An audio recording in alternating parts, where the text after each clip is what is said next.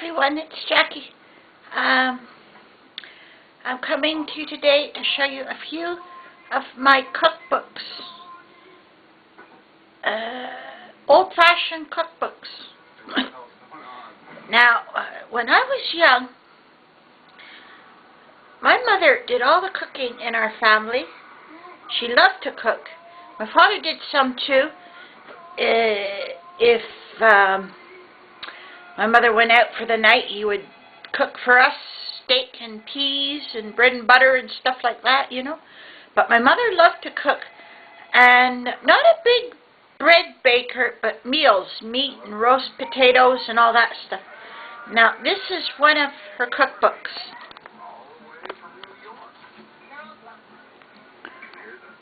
As you can see, it's an old-fashioned cookbook.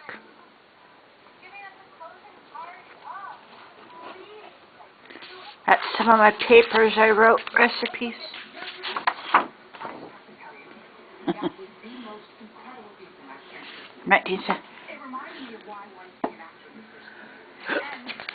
So it's got all recipes.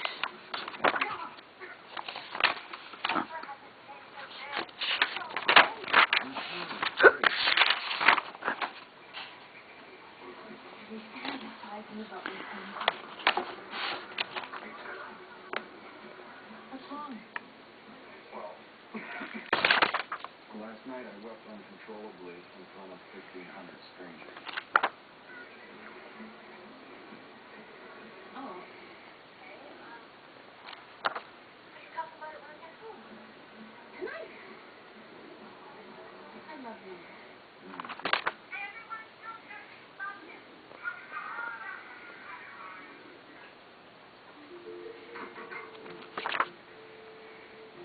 It's got all these old recipes.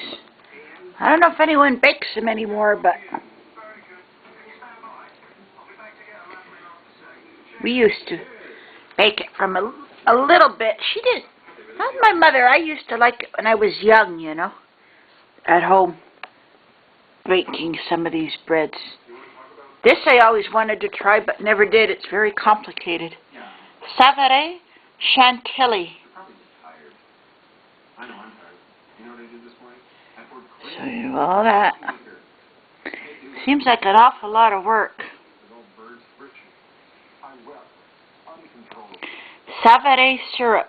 Combine 1 cup sugar and 2 cups water. Bring to boiling. Remove from heat and cool to lukewarm. Stir in a ½ cup kirsch, rum, or cognac. Creme chantilly. Chantilly lace. Whip 2 cups whipping cream with 2 tablespoons confectioner's sugar and 2 teaspoons vanilla. That sounds good. So you do that. This rich, airy cake-like bread is served as a feast day dessert in France. A delicious syrup soaks through it. Then it's topped with a glaze and trimmed with fruit and nuts.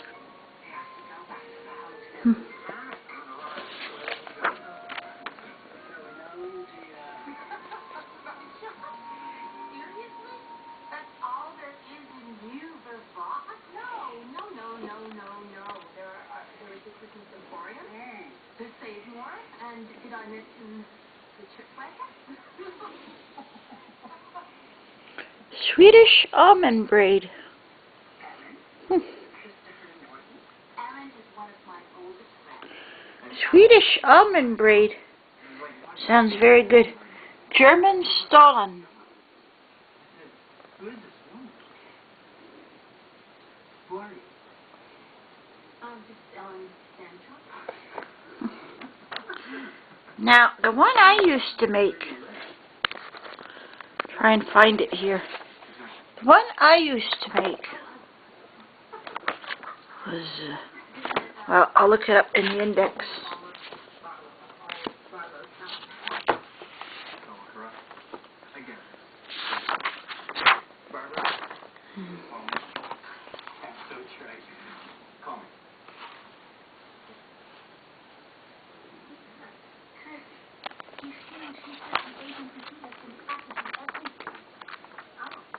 Just Ellen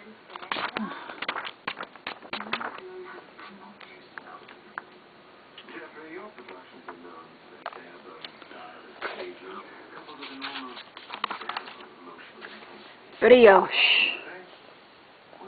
But I didn't make that. I made it. Used to just make it at Christmas time for Any particular influence? Too many to count. for a treat, you know. Sure. And this I tried. I used to make that when I was newly single, when I was 30. Hot crust buns. That's a good recipe.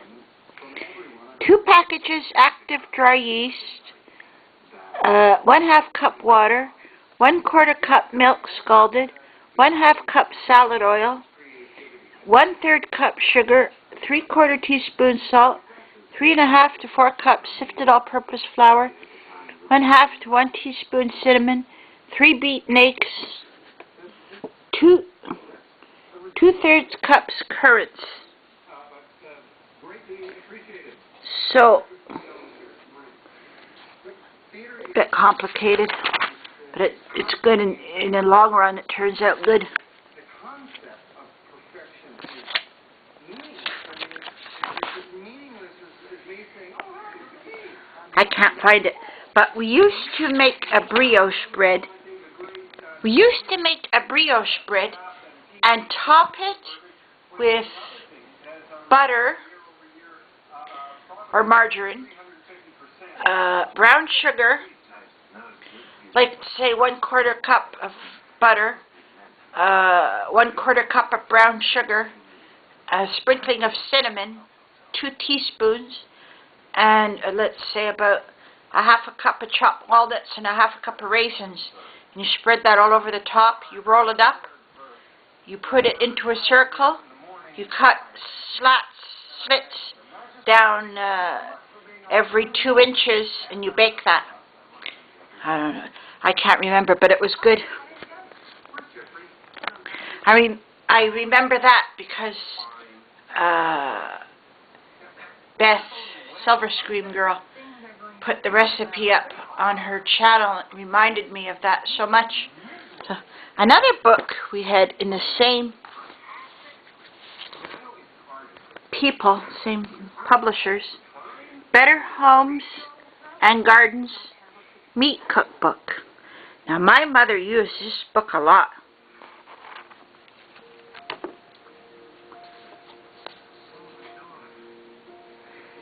She got that. She would get them at different times. She ordered them, you know. That one came from 1967, and this one she got in 1969.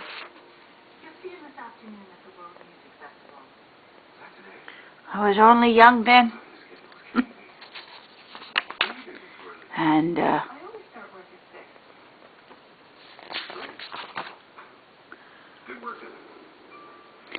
she never got the big Chateaubriand 1 to 1½ to 2 pound center cut beef tenderloin.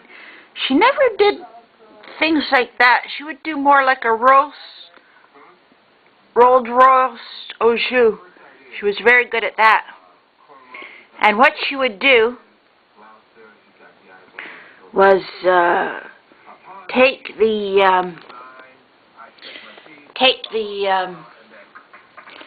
drippings, put them in the bottom of the pan, make a Yorkshire pudding batter, pour that over, like 1/4 of the muffin tins filled with beef drippings to 3/4 of the tin filled with Yorkshire pudding batter, and bake that in a hot oven, 420 for 20 minutes. It would puff right up with the flavor of the beef all through it. So it was really good with the roast beef. And so this is a good book.